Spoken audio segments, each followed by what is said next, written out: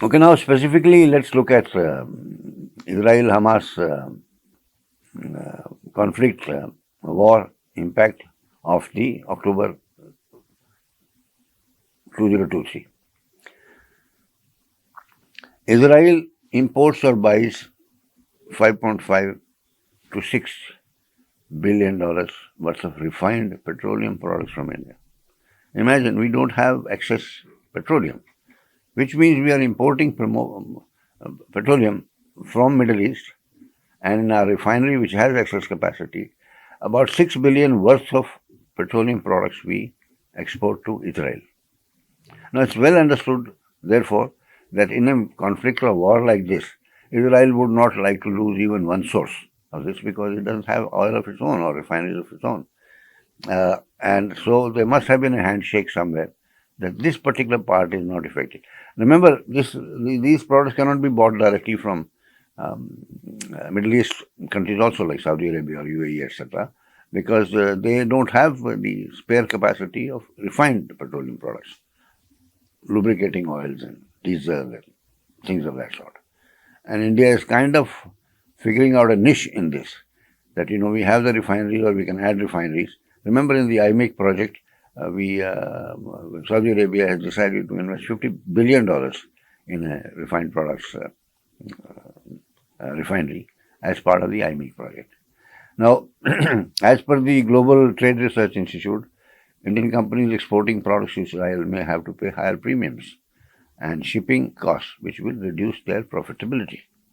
Important. Then, as per available data in FY23, India's total imports were 2.3 billion from Israel.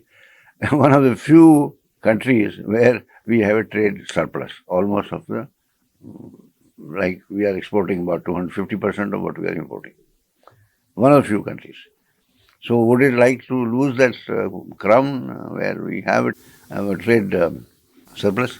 And remember, there is a very large industry which is related to the polishing of diamonds, cutting of diamonds, where the roughs are provided by Israel because they are able to afford working capital. They have some cutting industry of their own. And of course, they make a lot of instruments, fine instruments for the purpose. And they all come to India in Surat and they get them exported. So we have a lot of this trade and from Australia, because of their Jewish network, who are jewelers all over the world, especially in USA and Europe, they get exported. They, of course, get a lot of value added there. But for us, it is also very important. Tens of thousands of people are involved in this. Now, if we become part of the BDS, we say boycott them, sanction them, disinvest them, then our employment of 10,000 people will go away overnight. Third is that India has invested in Haifa port, which is a very, very fine port, and is part of the IMEC supply chain, and it has great potential of setting up business parks with it and so on. So if we boycott Israel, that Haifa port thing will go away also, and this whole project will therefore fall, IMEC project. Therefore, US is also quite interested that our relationship is not disturbed. If the conflict escalates, the trade will get impacted in the future. Rupee depreciation is a possibility. Okay, then briefly looking at the analysis of the countries which voted in UGNS and for the ceasefire and starting of the humanitarian aid, in which 121 countries supported it and 12 opposed it and 44 abstained. India was one of the abstainees. We've just looked at what happened in the previous round, latest round, 2018, when again conflict was there. So numbers are similar. 120 voted for, 8 voted against, 45 abstained. Similar proposal, but I would read out the name. Illegal Israeli action in occupied East Jerusalem and the rest of the occupied Palestinian territory and protection of the Palestinian civil population. This is what is, this time we're talking about the aid. So the relationship is quite similar. Most of the global south opposes Israel, and USA and Europe either support it or abstain from it for their own purposes. And so the lines are drawn between global north and global south on this. India has become kind of neutral in between this time, I suppose, because of their own specific concerns. Briefly, this is just a listing, but I think again map analysis is better, which we will put up. Um, which are the countries which have supported, which are countries not supported. Now, interestingly, um, in terms of the protests and stopping the diplomatic relationships, it is the South American countries which have cut out their diplomatic relationship with Israel. A few of them, three, and not the other countries. So this is the comparison of votes in favor of Palestine in 2023 and 2018. In terms of against, it's slightly more, 14, but besides USA, Israel, Hungary, Austria, all the others are island states. So broad analysis remains the same, and the response of Israel remains the same, that UN General Assembly votes are not binding, therefore we don't care. So briefly, let's put it up, global impact. As of 1st November, we've done the analysis. Global shipping charges have increased. Global economy is beginning to show signs of further deterioration in terms of recession. Delay in the two-state solution will happen because then who will negotiate now? Oil prices, conflict could further increase the price. Global bipolarity is getting crystallized. The Western world and the Russia-China world. And Russia-China world is supported now very strongly by the Africa and South America. Nuclear conflict possibility, unfortunately, is there because Iran is nuclear, Israel is nuclear, and Israel, one of the ministers yesterday said that it is an option, and of course he was put down by the Prime Minister, but he did say regional instability is obvious. Shipping will be affected, flights will be affected, have been affected. Now, on one hand, we have Ukraine-Russia conflict going on where the disturbance is there. Everything is not smooth, especially in Black Sea. Black Sea transportation is affected quite substantially. That's the only warm water port which Russia has got. And Ukraine, it is affected because if it can't utilize the Black Sea, since West is not willing to fulfill their conditions which they had promised to Russia, that means the ships of fertilizer and grain will be able to ply without problem, and they will become part of SWIFT. They have not done it, so the initiative has not got renewed. With the result, of course, the shipping of grains is affected. And mind you, shipping of grains affected means food insecurity problems in Africa, half of the countries. Price rise in Europe itself, because actually 60 to 70% of their exports go to Europe. They have tried to use the local ways passing through Poland and Hungary and Slovakia, who have completely refused it. We will not allow it because your grain will get loaded into, will get sold within our boundaries, and it will affect prices, affect our farmers. And this is what one thing leads to the other. Hence, in the end, the Ukraine grain is going to rot. Next crop will be difficult because farmers won't have money. Therefore, the total food grain production will go down, and since they are substantial, and therefore the price rise will be expected. And the two things will now get sort of wrapped up together. Now, Israel-Arab world relationships, Israel's relationship with the Arab world had been improving. They had done the separate handshakes with Morocco and Bahrain and so on. And the handshake with Saudi Arabia was on the horizon, which is not probably going to happen now. So that would have been a better approach for Israel, but Israel has also taken a very tough stand.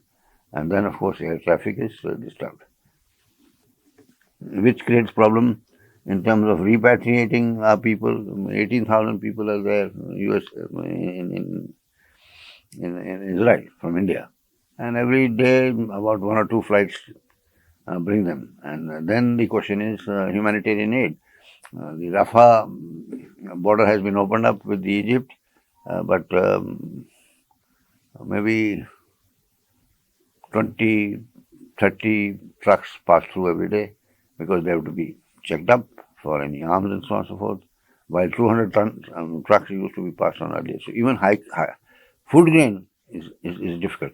So a war can have differential effects. Now, in this case, those people are going to die of lack of medicine and food and so on, and of course become weaker because of it.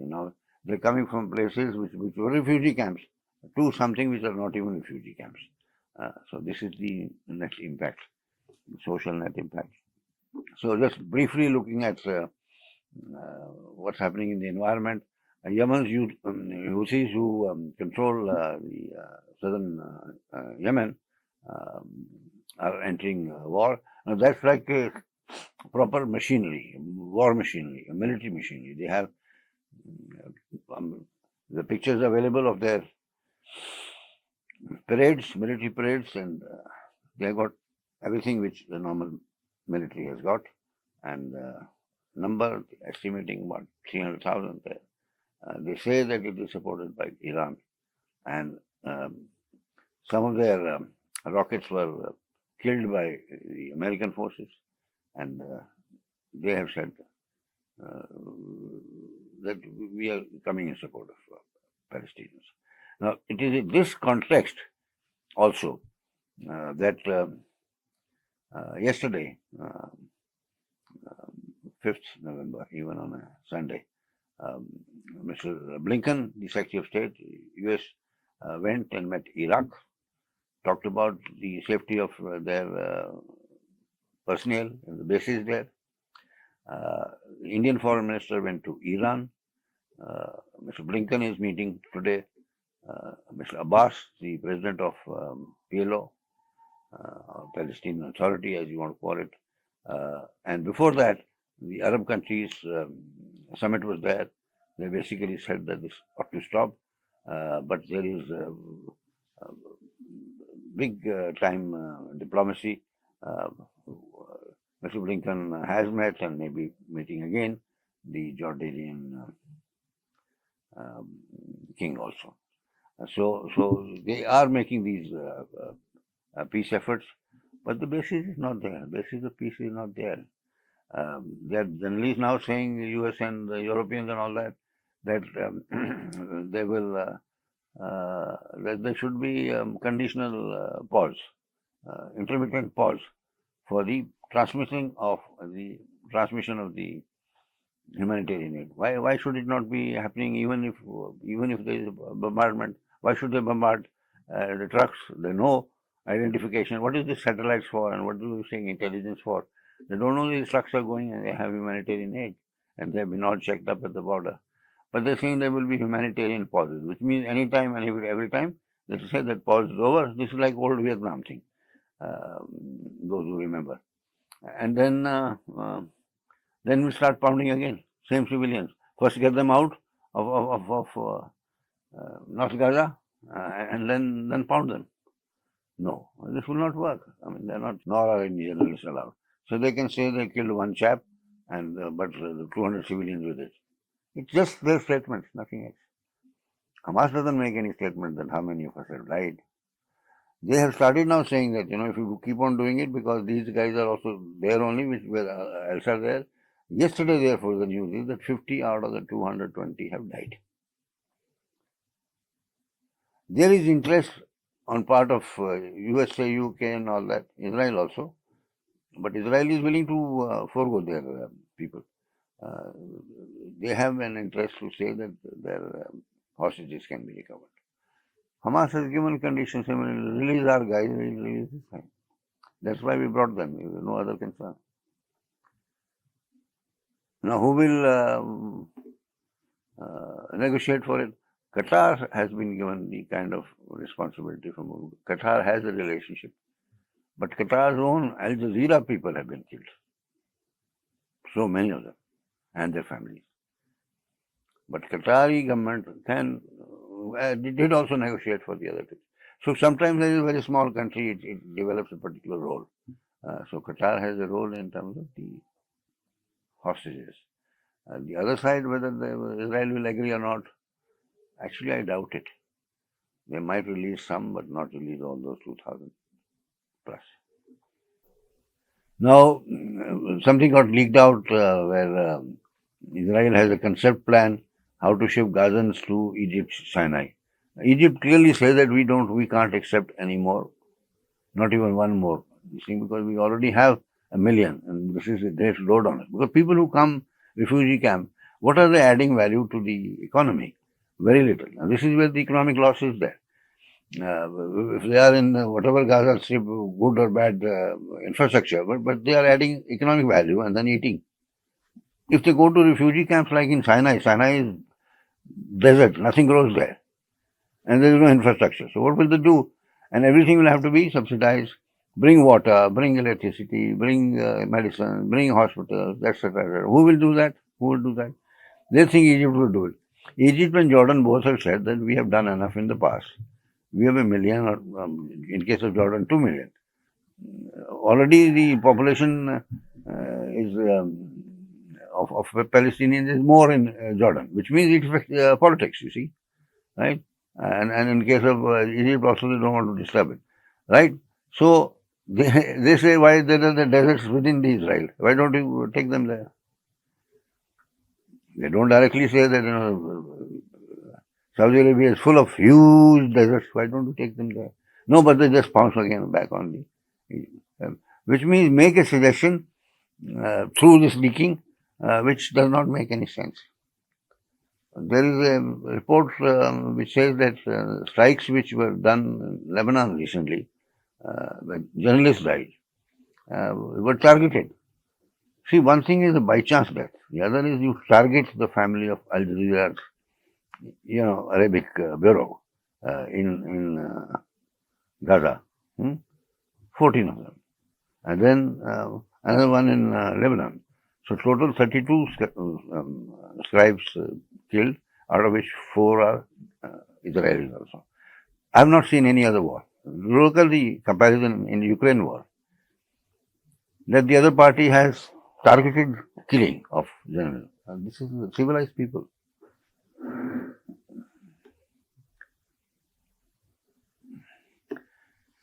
There is a new terminology which is coming, which is new anti-Semitism. It's very described very simply, though it's a complex concept, is when you are against the Jews.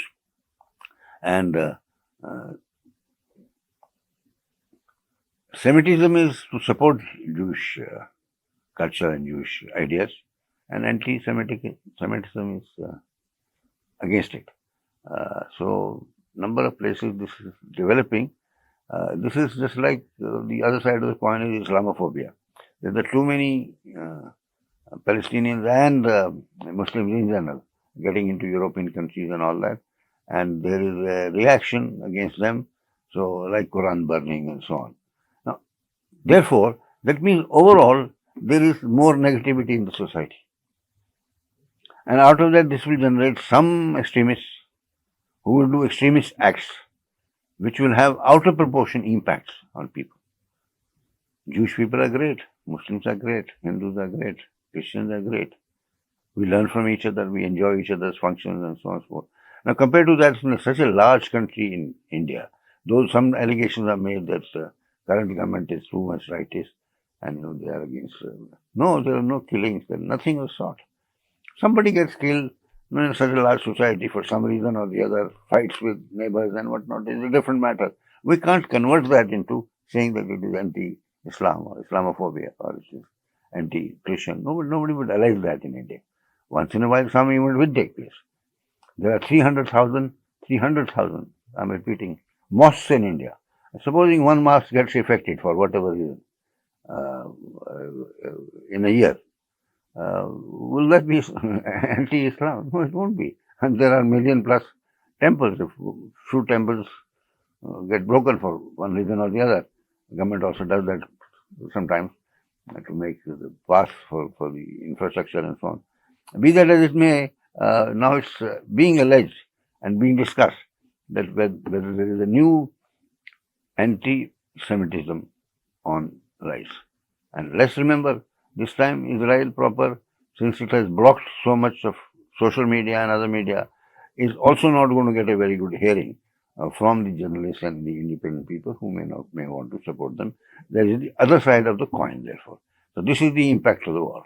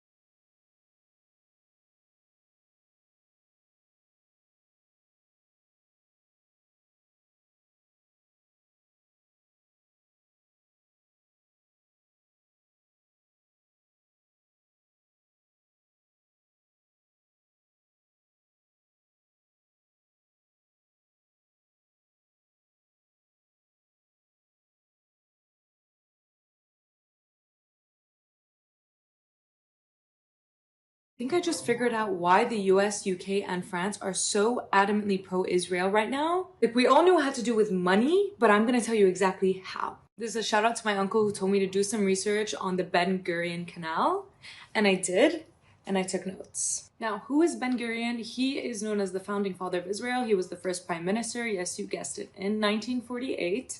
And this canal is a proposal to connect the Red Sea to the Mediterranean Sea through here, right? But we already have a connection, and it's called the Suez Canal. And if you don't know the history, let's get into it. The Suez Canal was opened in 1869, and the Suez Canal Company was given a 99-year lease to own the Suez Canal. And guess who owned the Suez Canal Company? The French and the British. I think it's also important to note that the British Empire originally was opposed to building the canal because they thought it would directly threaten their economy, but instead they just decided let's benefit from it, bought 44% of the shares in 1875, so they were all good. Now in 1888, the maritime powers, Great Britain, Germany, Austria-Hungary, Spain, France, Italy, the Netherlands, Russia, and Turkey, signed this thing called the Convention of Constantinople. What's important about this is it said that every single nation should be able to use the canal, whether at war, at peace. It cannot be denied access to anyone. In 1949, Egypt denied Israel access after the Nakba, after they did what they did. That was a huge deal. It was a big statement because of this. Now, in 1956, when the US was basically having a proxy war with the Soviet Union in that region, the Egyptian president at the time, Gamal Abdel Nasser, decided to nationalize the Suez Canal, so take it away from the British and French-owned company, essentially because the US reneged on a previous agreement to finance the Aswan Dam project that was for the Nile, getting water and electricity to the Egyptian population, etc., etc. This was a massive shift, a huge move in the region and globally. Probably why it was also used as a battleground in the 1967 Arab-Israeli War. Now, after the Arab-Israeli War and the Geneva Conference, etc., what you need to know is Israel and Egypt signed a peace treaty at Camp David, signed by Jimmy Carter. This is from a US government website, by the way. My sources are checked, tried, and trusted. And the US was given credit for orchestrating a peace treaty between these two countries. Again, why were they involved from the beginning? Who knows? The US has always been here. We're in 1979 now. Should all be cool. A peace treaty was signed. Like, everything is perfect. Suez Canal is open to everyone. Cool, great, right? Wrong. 16 years before this, and even before the Arab-Israeli War, the US Department of Energy and the Lawrence Livermore National Laboratory had been making a plan for something else. In 1963, they made a classified plan to help excavate the Negev desert hills with 520 nuclear bombs to help create a canal.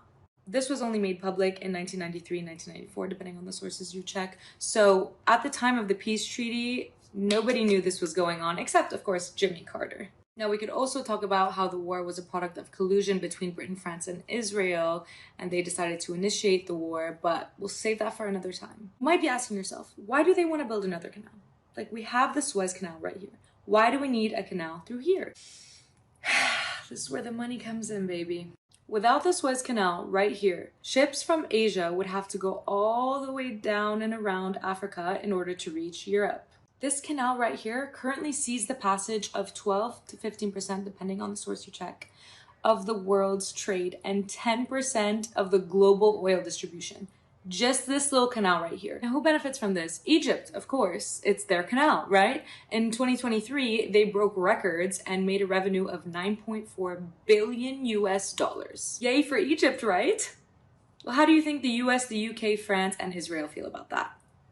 Not good. Suez Canal is not ideal. Up until 2014, you could only go one way, which meant for 6 hours it went in one direction and 6 hours it went in the other, which was super not efficient. It was also not wide enough to accommodate some of the largest ships in the world. So what happened in 2021? You might remember this. One of the world's biggest ships jammed the Suez Canal, leading to approximately $900 million of losses. The US was really not happy about this, and the Pentagon released a statement that this made it difficult for the movement of their military vessels, specifically to Israel, but not to worry, they had other ways. Now, when they're planning the Ben Gurion Canal, they're planning to have it 50 meters deep, which is 10 meters deeper than the Suez Canal, and 200 meters wide, which will facilitate the biggest ships in the world going in both directions. Not only that, but directly competing with the Suez Canal, Israel projects that it would make them an annual revenue of about $6 billion a year.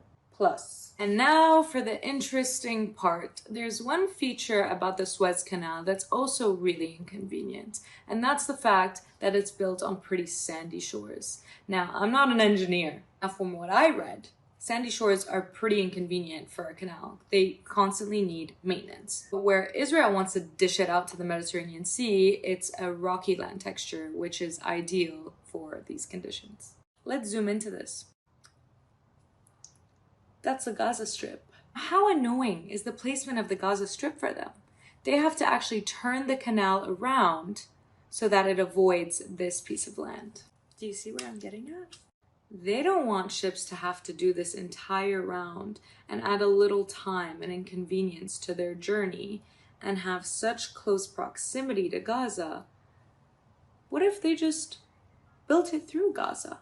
Oh no, wait, they don't want to do that. They don't want to help the Palestinian economy. What do you mean? That would defeat the entire purpose, wouldn't it? Unless they took that land. Yeah, that's what's going on. Israel wants to seize Gaza, annex the land, take it over, so they can build their canal through it. And the US, the UK, and France are all for that because it's going to make them a lot of money at the cost of millions of lives destroyed. Unfreaking believable. Building this canal will not only redirect trade, but historically, Arab states used the Suez Canal to put pressure on Israel. So it will not only increase Israel's geopolitical standing, but it'll also become a strategic asset for diplomatic negotiations for Israel and take away the most powerful thing the Arab states had against the US, UK, France, and Israel to keep them in line. And there you have it. That's the reason.